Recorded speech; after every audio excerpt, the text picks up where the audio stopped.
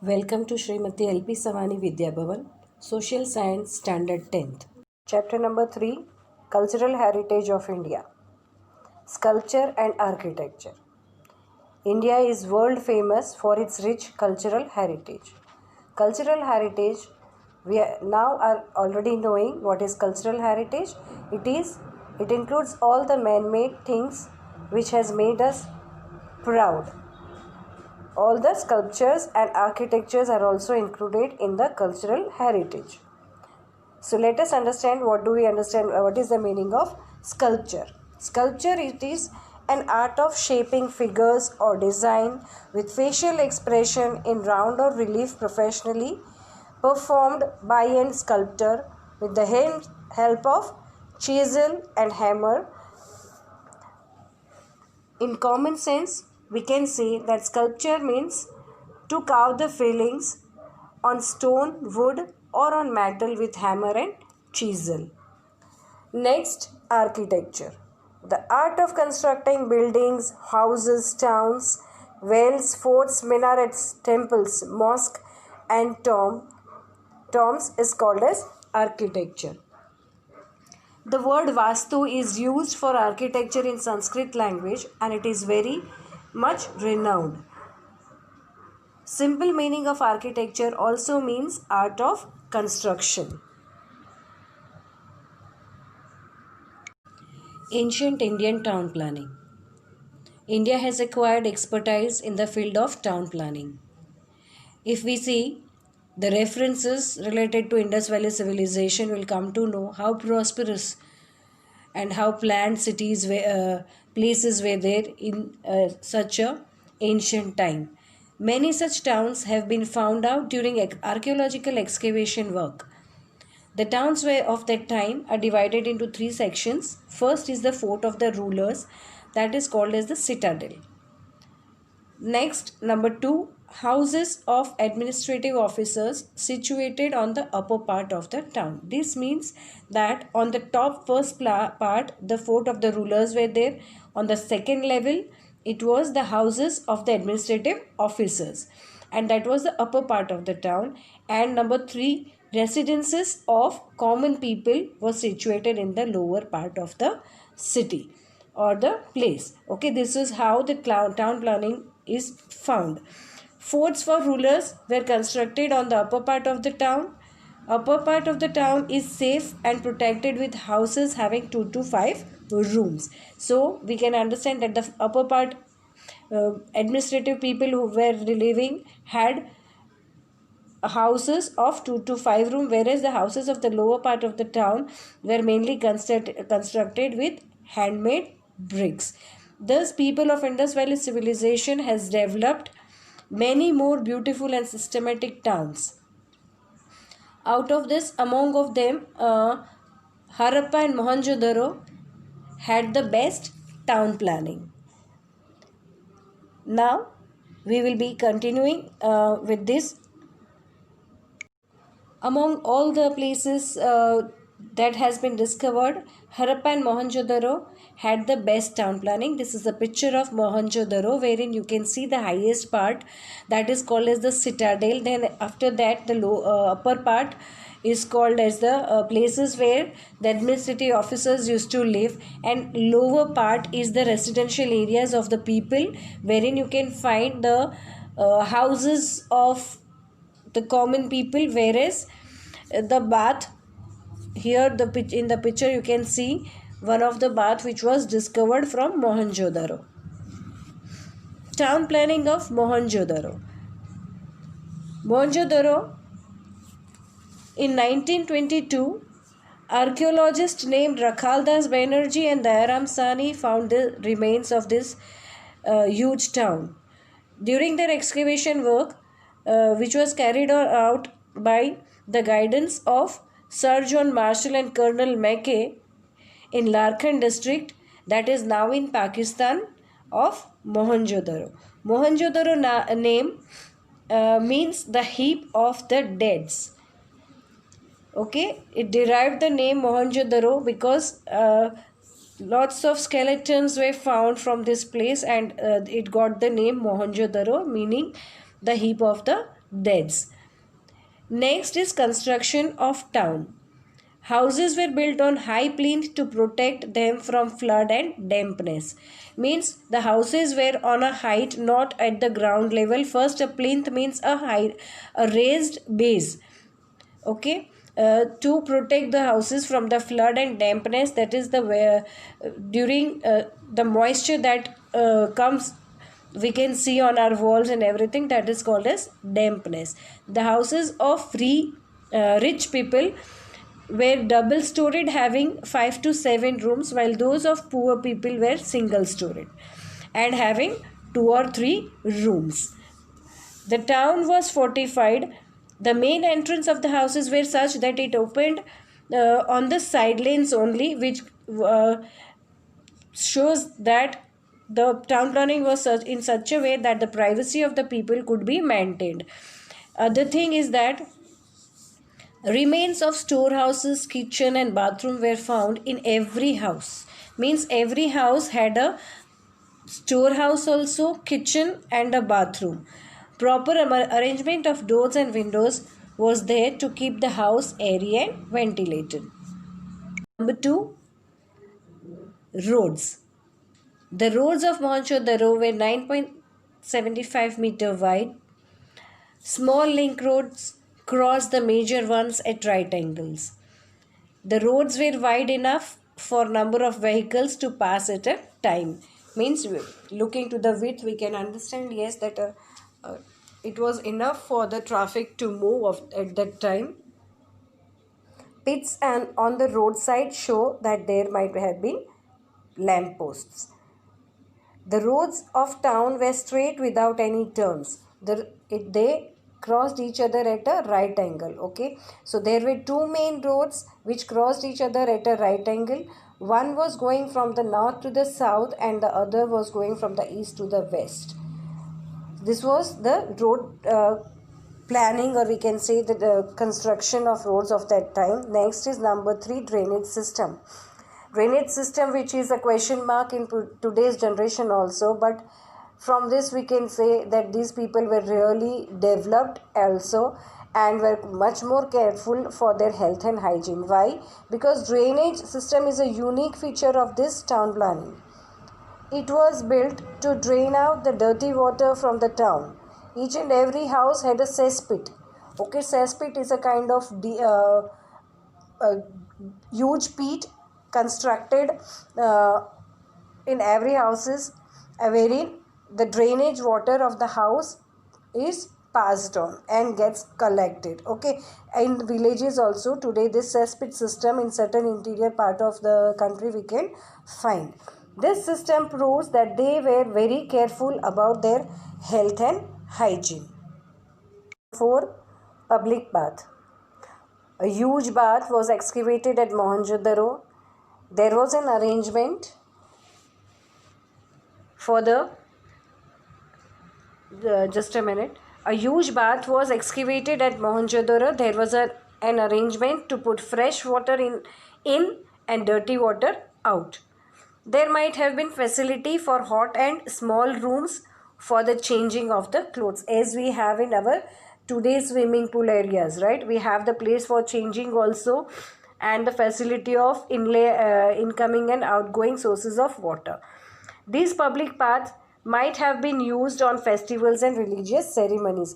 Even today also certain ceremonies we are following wherein religious group bath is being done. For example, at the time of Raksha Bandhan, that is called as Nariyali Poonam. On this days, especially the Brahmins, they change the sacred thread, right? And they take a bath, a public bath.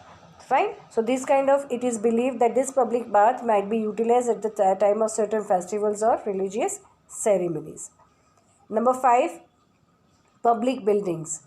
2 ruins of two huge buildings have been found. They might have been used as a town hall or a theatre or an administrative office or a granary. Granary is the place to store grains. The barrack of these buildings was also found out. Barrack is a place where the soldiers, or a place for the soldiers to live. This must have been used to accommodate the soldiers. Next, the next topic is Harappa. In 1921, under the leadership of Sir John Marshall and Colonel Mackay, Dayaram Sahni discovered the remains of this place. Harappa, this place was found from Montgomery in Punjab district near Harappa. The remains of Indus Valley civilization was found from Rapar in Himalayan region, Alamgiri in Meerut in UP, Kalibangan in Rajasthan, Lothal in Dholka of Gujarat, and Deshilpur, Shikharpur in Kutch, etc. Means these are all the places wherever the excavations which have been found are relevant to this period. Okay, and particularly because the first one was found in Harappa, the name Harappan civilization was given. The region of Sapta Sindhu river, the culture which developed here in the Sapta Sindhu region was known as Indus Valley civilization.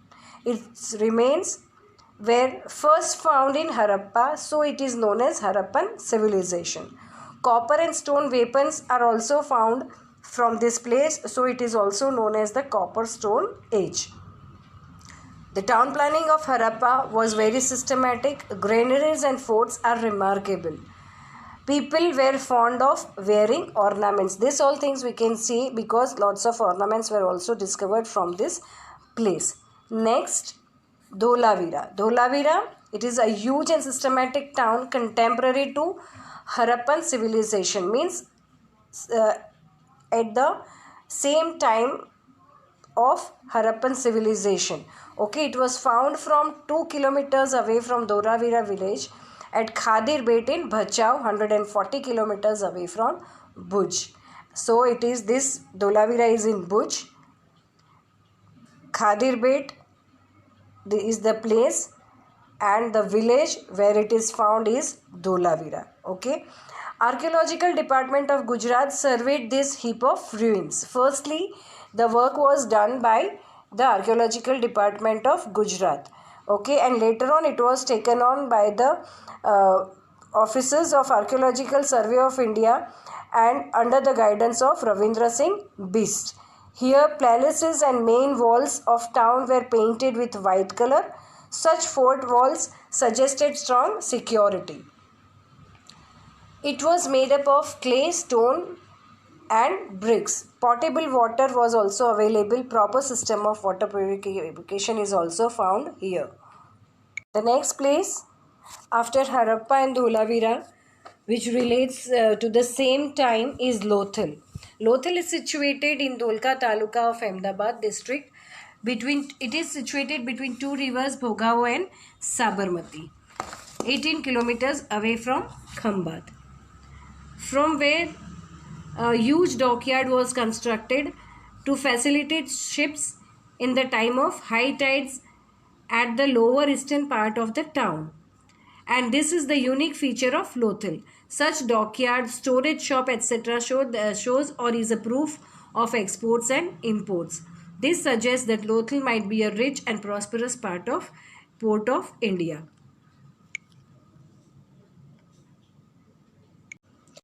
Our next topic is Mauryan art. Now we are going to discuss with the different types of sculptures and architectures found in India. The first of it is the Mauryan art. The period of King Ashoka was the golden period of the prosperity for Buddhist religion. Okay, the period of Ashoka was the period of prosperity for Buddhist religion and age of sculpture and architecture. Chaityas, viharas, baths and stupas were built during this time. Stupa means an oval shaped construction under which the remains of Lord Buddha's body were kept in a box. There are 5 stupas of King Ashoka's time: Stupa of Sarnath, Stupa of Sanchi, Stupa of Berat, Stupa of Nandangad, Stupa of Devni Mori, which is in Gujarat. Now, Stupa of Sanchi. It was built during the Mauryan era, situated in Madhya Pradesh. The original stupa was made of bricks and it was half in size compared to present stupa. This is the picture of pillar inscription. You can see this is the one of the pillar made at the time of Ashoka, and the carvings also we can see over here. This is called as pillar inscription. So stone inscriptions were made from single rock. These pillars were also made from single rock and carved out by religious orders of Emperor Ashoka. They were polished so well that they gleamed. The example that we saw just now, you can see the finishing, right? It is smooth, the surface is smooth. So they were so nicely polished that they shined, it gleamed.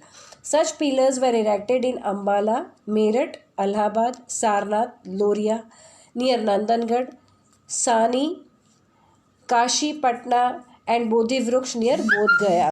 The pillar inscriptions found here were in Brahmi script. Next is the pillar of Sarnath. Here it is the picture of the pillar of Sarnath. This is the top part. Here the 4 lions, the Ashok Chakra and the inverted lotus, right? So the pillar has 4 lions facing 4 directions. Sarnath was the preaching place of Lord Buddha. The Dharma Chakra is curved below the lion images. It has elephants, elephant, horse and bullock also. The chakra indicates triumph of religions. That means the victory of the religion. The chakra has been placed in the national flag, right? We have the Ashok Chakra which has been adopted from this only and which has been placed on the national flag. And the 4 images and the images of 4 lions have been placed on our national emblem. These are the best specimen of sculpture in the world.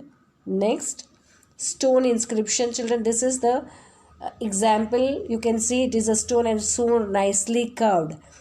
Okay, so carved by religious orders. Stone inscriptions were also carved out by the religious orders of Emperor Ashoka. Wooden art, stone sculpting, pillars of wood and stone, beautiful arches engraved on the door stresses religious behavior. These are where all the places, different places where you can find inscriptions, and these inscriptions were done with the order of King Ashoka. Peshawar, Dehradun, Thane, Mumbai, Dholi, Jogda and Chennai, etc. In these places we can find such a kind of stone inscriptions. It is also found in Girnar, near Girnar mountain, near the foothills of Girnar at Palitana, 1987 AD it was found, and Hatti Singh in Gujarat. It provides complete information in Sanskrit and Gujarati languages. Okay, the stone inscriptions which are found in Girnar, that Palitana and Hatti Singh, they are found in Gujarati and Sanskrit language. So the next style that we are going to see is the Dravidian style of architecture and the art of Gupta period. First we'll see the Dravidian style architecture. Buddhist stupas near Krishna and Godavari river during the reign of Satvana kings are the examples of Dravidian style architecture. They were semicircle, oval bell shaped. Stupas in Nagarjun Kunda and Amravati are best specimen of Dravidian style of art. Chola kings adopted the Dravidian style of architecture up to a great extent. Next, art of Gupta period. Gupta period is known as the golden period of art. If we ask which is the golden period for art, it is Gupta period, and the golden period for the Buddhist religion, then that is the Ashoka period. Okay children, so remember this. Architecture, sculpture, painting, dancing, music, all kind of arts flourished during the time of Gupta. Buddha statue at Sarnath, statue of Lord Vishnu at Mathura, statue of Mahavir Swami, caves of Udaygiri and statue of Vara. These are the examples of best specimens of Gupta period. Next comes the cave architecture. Cave architecture is considered as man-made place of beauty. Once we see this, we just get mesmerized and we wonder how things have happened, or how has it possible such huge beautiful things have been carved out in caves, and that also so many years back.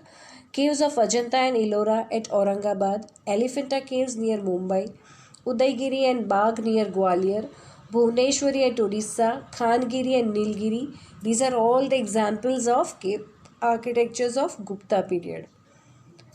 Kambalida Dhak and the other caves of Gujarat are also found, which will be seen in the detail. You can see the picture over here. It is the picture of the cave architecture, the caves from the outer side and the inner side, and how beautifully they are carved. We'll go to the next topic, that is the cave architecture of Gujarat. In Gujarat, three groups of caves found in Junagadh. They are known as the caves of Junagadh. The first group is called as the Baba Pyara cave, which is found near Baba Pyara Mutt. It is in three layers intersecting each other at a right angle. There are 16 caves, and out of them 4 are in first line, 7 in second, and 5 in the third line. And they were carved during the 1st and 2nd century. Caves of Upperkot, they were double-storied, carved in the 2nd and 4th century. The third group is known as the cave of Khaprakedia. They were floored caves carved in the 3rd century, and there are 20 pillars, but these pillars are in ruined condition today. Next, Kambalida caves, discovered in 1959 AD from Rajkot. Chaitya Guru with stupa is situated in the middle cave. Chaitya Guru is the place where the Buddhist monks perform their prayers. Figures of bodhisattvas and statue of devotees standing in both the sides of entrance are supported by trees. They are of 2nd and 3rd century. Talaja caves. Mountain of Talaja is situated near the mouth of Setrunji river in Bhavnagar district, and the Talaja caves are found over here. It is famous as the pilgrim of Taladwaj Giri. 30 caves have been carved out from one stone with huge gates. Imbal, Mandap and Chaitya Guru are the best example. This belongs to the 3rd century. Fourth, cave architecture of Gujarat. Fourth number, Sana caves. Sana's caves are situated on the top of the Sana mountain in Venkaya village of Una Taluka in Gir. These caves are spread like a beehive. This is the speciality. They have the shape spread it just like a beehive. Dak caves. Dakgiri, it situated in Dak village of Upleta in Rajkot, belongs to the 4th century. Jinjuri Jar, situated in West Dak, 7 kilometers away from the Sidsar, is the valley of Jinjuri Jar, built in 2nd century. Khaprakodia, caves of Kutch, are in Old Patgad in Lakhpat Taluka of Kutch. 2 caves were discovered by K.K. Shastri in 1967 AD. Last, caves of Kalyadungar. There are 3 caves in Kalyadungar at Jagadia in Bharuch. Specimen of Buddhist, it is a specimen of Buddhist religion. And 11-feet statue of lion with 2 bodies and 1 mouth, carved out from one pillar, has been carved. Okay, a whole huge pillar is there wherein we can find that the two bodies of a lion, but the face is common. This kind of pillar has been carved out from single rock. The next style of architecture is the chariot temple. These chariot temples were carved in such a way that they were single rock cut mountains. That means each temple was cut from a single rock, and when we see these temples from the outer side, they appear like a chariot. You can see the example shown in the picture. So, unique features of Pallava age can be seen in famous chariot temples of South India. They are carved out from a single rock. For example, the Kailashnath temple of Kanchi, Vaikunt Peramul, Mandaps of Mahabalipuram. These are the examples of chariot architecture. The chariot temple of Mahabalipuram are named after the Pandavas. Chariot temple of Dharmaraj is the biggest, whereas the chariot temple of Draupadi is the smallest. This is the Sun Temple of Modhera. Modhera temple in Gujarat was built during the reign of Solanki King Bhimdev I. In this temple, a gem was studded in the middle of the crown of the sun god.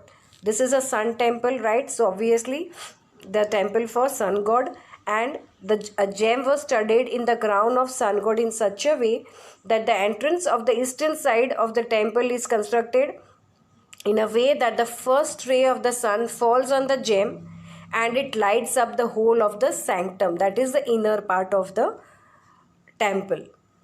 12 different images of sun god and erotic sculptures are seen in the temple.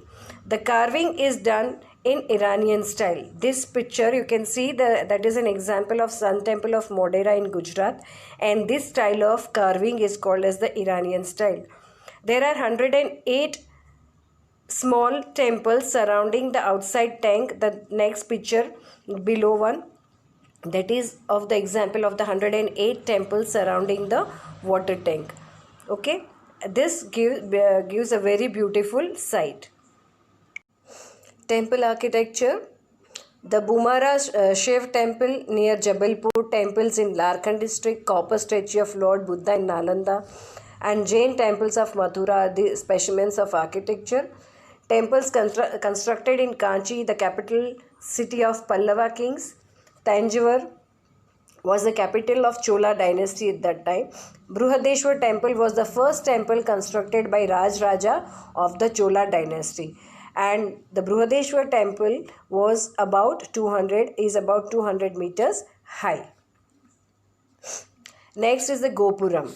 We have heard that this is the particular style found in South India. Gopuram means the entrance of the temple, not the temple. This is the entrance. We can see how huge and how beautiful it is, but this is not the temple. This is just the entrance of the temple. Construction of temple was encouraged by Pandya rulers of South India. They built an outer wall and decorated gates outside the temple. The gates of this temple are known as Gopuram. Gopuram became more popular than the temples. Gopuram of Kanchi and Madurai are very famous. Next are the Jain temples. The Jain temples are found in many places in our country. Vaibhar of Rajguru, Vipulanchal, Ratnagiri, Udaygiri, Shramgiri are the 5 Jain temples. There is Siddha Kshetra, a pilgrim in Samet Shikhar, known as Madhuvan. This is a pilgrim in Samet Shikhar, and it is called as Madhuvan. Adinath Bhagwan and other Tirthankars attained Nirvana over here. Bhagwan Mahavir reached here and he also attained salvation, that is the moksha. Jain temples of Palitana and Sankheshwar temple at Panchsar are in Gujarat. Delwara and Ranakpur in Rajasthan. Delwara temples of Abu are very famous. They were constructed by Minister Vimal Shah, and those temples constructed by Vimal Shah are called as the Vimal Vasai, and the other Minister Vastupal constructed the Luna Vasai, and these are the excellent examples of Jain temples. The medieval architecture. The architecture of mosques, minarets, royal palaces, bridges and inns, etc. are seen in medieval age. Medieval age is referred to as the period when the Mughals came to India. Okay, so that is the medieval age. Qutubuddin Aibak built Qutub Minar and Quwwat ul Islam Mosque. Adhai Din Ka Jhopra was built by Qutubuddin Aibak in Ajmer. Adina Mosque at Pandua in Bengal, tomb of Jalalud Muhammad Shah and Tantipara Mosque, where are also found. Sultans of Turkey built Atala Mosque. Peculiar style of Mandu buildings are seen in Malwa. Tomb of Hoshang Shah is made of marble in Indian style. These are the examples of medieval architecture. You can see these are the pictures of, the first is the Qutub Minar and the Atala Mosque. Next, architecture of Gujarat. Sculpture and architecture of Gujarat includes different all the temples, mosque, Jain temples and stepwells. Temples, Bhadrakali temple, Gita Mandir, Ved temple, Ranchod Raiji temple, Somnath, Ambaji and many more found in Gujarat. Whereas mosques, Jama Masjid, Siddhi Sayyid Grill, Rani Sipri Masjid and so many other mosques all found in Gujarat are the example of this. Jain temples we know Hathi Singh, Kumbhariyaji, Sankheshwar, Siddhgiri, Palitana, Shethrunjay Giri. Whereas stepwells that are the special architectures of Gujarat, the stepwell of Adalaj, Dada Harini Vav in Ahmedabad and Dada Harini Vav in Ahmedabad, Ranki Vav of Patan, Hira Bhagor of Dabhoi. These are the examples of stepwells. You can see the first picture is of the Siddhi Sayyid Grill architecture and the second picture is of the stepwell. You can see the different layers and the carving so beautifully done. Here we have the linear sketch of the temple. Linear sketch means we just try to understand that what are the paths and what are the names, how are they called. The linear sketch here, the example is of a temple, especially the Gopuram, having a Gopuram, wherein now the first point is the Garbhagruh. Garbhagruh means a small and dark rectangular room in which idol is kept. In Gujarat, the Garbhagruh is called as Gabharo. Next, number 2, Gopuram. Gopuram means a gateway of a South Indian temple. Two lower stories of the temple are convex shaped and the other 2 stories are aloft to make a pyramidal structure that makes a Gopuram. Okay, that means the two lower 2 floors are in a rectangular shape, whereas the other, as we move ahead, it makes a pyramid. This is called as a Gopuram. Next is Mandap. It is a big hall constructed on the pillar or is a huge area lying in the front of the main gate. Viman. Before that, pinnacle or shikhar. The pointed exterior, the topmost part, below that if you see, that is the shikhar. A pointed exterior part of Garbhagruh at the top is known as pinnacle and it is plated with gold or brass. Viman is a part of temple.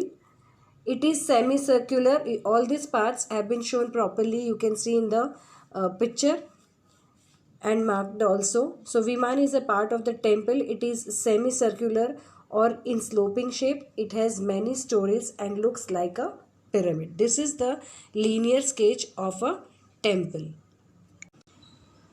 If we understand the parts of stupa, the first the part is the Harmika. Harmika means the railing around the top of the oval shaped stupa is called Harmika. Okay, the next part is the Medi.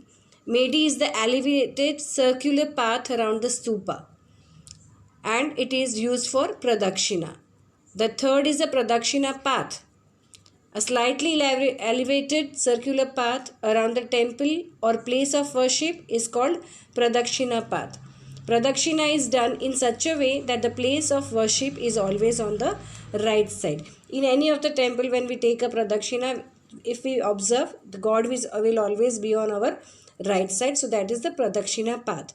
Next is the Toran. Toran means the entrance or the gate way that is built on 2 high pillars with artistic horizontal beam on it, and the devotees use this toran as an entrance. So this is the linear sketch of stupas.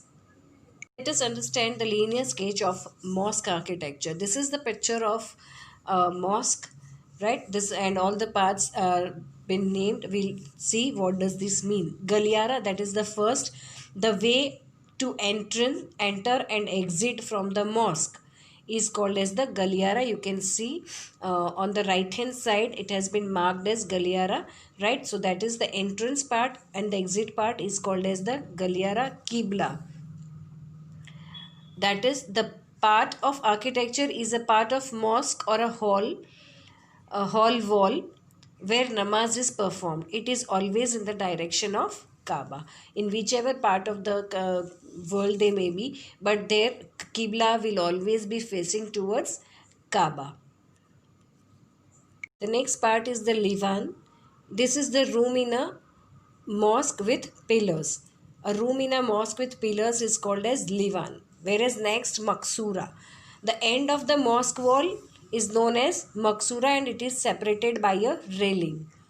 Mahrab, the inner part, that is the interior part of the mosque wall, which is of human height. It is a wall of our height, of human height, which indicates the correct direction to Mecca, is known as Mahrab. In India, Mahrab is generally kept in the west.